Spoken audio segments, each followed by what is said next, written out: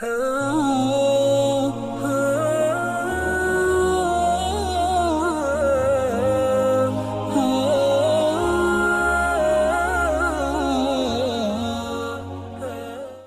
سوال ہے، بیوی کے رہتے ہوئے اس کی حقیقی بہن سے نکاح کیا جا سکتا ہے یا نہیں؟ محمد اقبال، علی گڑھ۔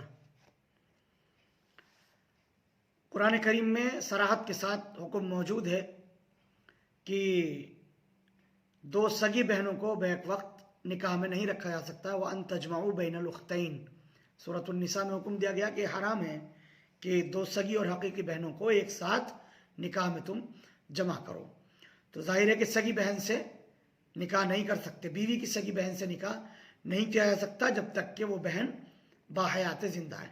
ہاں، اگر اس کو طلاق دے دی ہے، 3 طلاق دے دی ہیں، یا اس کا انتقال ہو گیا ہے، تو پھر اس کی دوسری سگی بہن سے نکاح کرنے کی اجازت ہے، وہ جائز ہے۔ البتہ اگر جو ہے اس کو طلاق دے دی ہیں تو جب عدت پوری گزر جائے گی، اس کی عدت طلاق جب مکمل ہو جائے گی، اس کے بعد اس کی سگی بہن سے نکاح کر سکتا ہے۔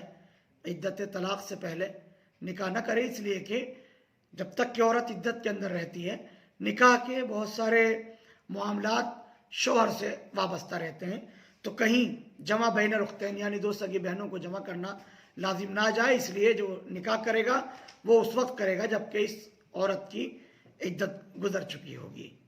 Thank you for watching Mufti Ashik Phulati.